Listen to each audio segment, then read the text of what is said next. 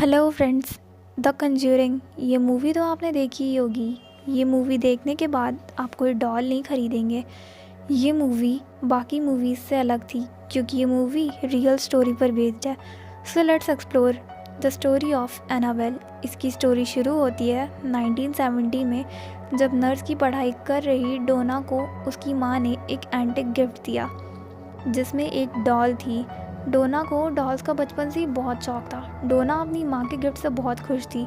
वो उस डॉल के साथ ही सोती और उस डॉल से बहुत सारी बातें करती।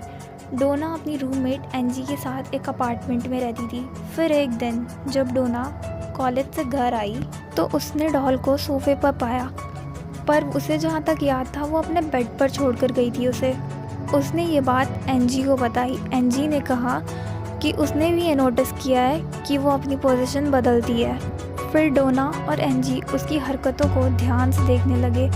जब वो कॉलेज से घर आते तो उसकी पोजीशन बदली हुई होती थी। डोना अपने रूम में रख कर जाती थी उसे और वो दूसरे रूम में आ जाती थी। ऐसे ही धीरे धीरे उसकी हरकतें बढ़ती गईं। कुछ हफ्ते बाद हरकतें और भी ज़्यादा डरावनी होती गई। एक शाम वो कॉलेज से घर आई। उन दोनों ने देखा कई सारे पेपर्स पे लिखा था हेल्प मी, और डॉल्स की पोजीशन बदली हुई थी। इन लड़कियों के लिए वो आम बात हो चुकी थी उसकी पोजीशन का बदलना।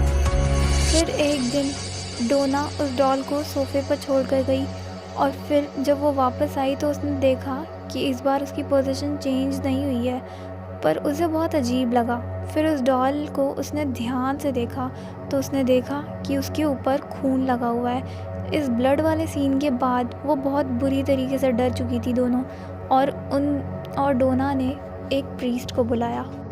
प्रीस्ट ने उस डॉल से बात की और डॉल ने बताया कि वो 7 साल की बच्ची की आत्मा है जिसका नेम है एनाबेला हैगिंस। एनाबेला ने बताया कि वो उसी जगह रहती थी जहाँ ये अपार्टमेंट बना है और वो एंजी और डोना के साथ सेफ फील करती है। एनाबेला ने प्रीस्ट के थ्रू उन दोनों से पूछा कि क्या वो उन दोनों के साथ रह सकती है।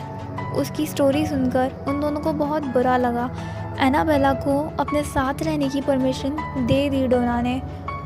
डोना और एंजी का एक फ्रेंड था जो उनके साथ ही रहता था जिसका नेम था लो।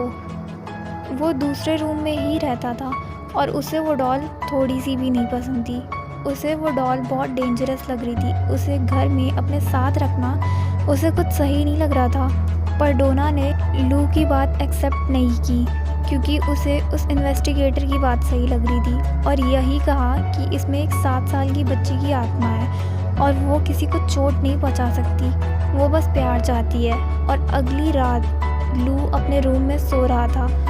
फिर उसे अचानक अजीब सी आवाज़ आई जैसे कोई हंस रहा हो। उसने बेड के नीचे देखा तो वहाँ एनाबेल थी और अचानक वो उसके सामने आ गई और ऊपर हवा में तैरने लगी, पर लू अपनी बॉडी हिला नहीं पा रहा था। ये सब देखकर लू बेहोश हो गया और जब उसे होश आया तो उसने देखा कि एनाबेल तो अपने रूम में ही है। लू समझ नहीं पा रहा था ये सच था या सपना। या अगले दिन दोपहर में एंजी और लू अपार्टमेंट में अकेले थे। फिर अचानक डोना के रूम से एक अजीब सी आवाज़ आती है जैसे कोई रूम में घुस गया हो। लू भागता हुआ रूम में गया और देखा तो कोई नहीं था, बस वो डॉल ज़मीन पर पड़ी हुई थी। लू को लगा कि उसके पीछे कोई खड़ा है। वो पीछे मुड़ के देखा तो कोई नहीं था। तभी अचानक उसके चेस्ट में दर्द होने लगा और जब उसने अपनी चेस्ट देखी तो उसमें बहुत सारे निशान थे, वहाँ से खून निकल रहा था। ऐसी अजीब चीज़ें होने लगी थी।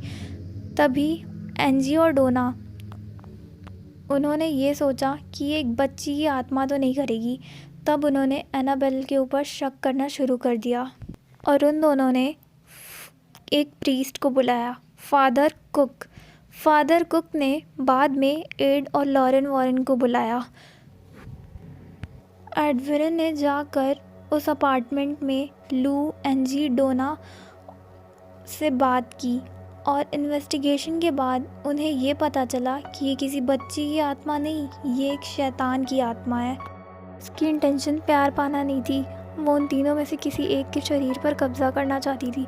डोना ने उस डॉल को वेरन को दे दी और एड और लॉरेन वेरन ने डॉल को अपने साथ रखने का डिसीजन ले लिया। फिर एनाबेल को अपनी बैक सीट पर रखा। तभी उन दोनों ने एक अजीब सी हेट महसूस की जिसे वो फील कर सकते थे, और बीच में कितनी बार कार की स्टीयरिंग और ब्रेक काम कर देने बंद कर दे रहे थे।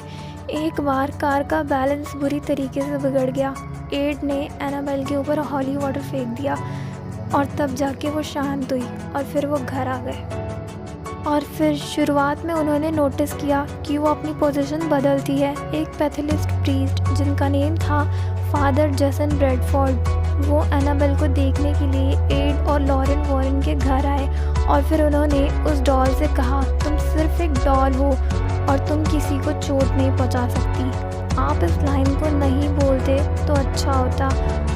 गाड़ी ध्यान से चलाइएगा और घर जाकर फ़ोन करिएगा। एड ने कहा, ये बोलकर आपने उसे गुस्सा दिला दिया है। कुछ देर बाद फ़ोन आता है कि उनका एक्सीडेंट होते होते बच गया।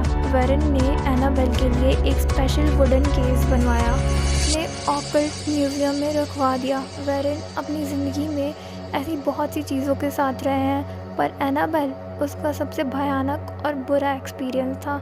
ये दुनिया की सबसे शार्पेस्ट डॉल मानी जाती है। अगर आपको हमारा वीडियो पसंद आया हो तो लाइक, कमेंट एंड सब्सक्राइब ज़रूर करिएगा।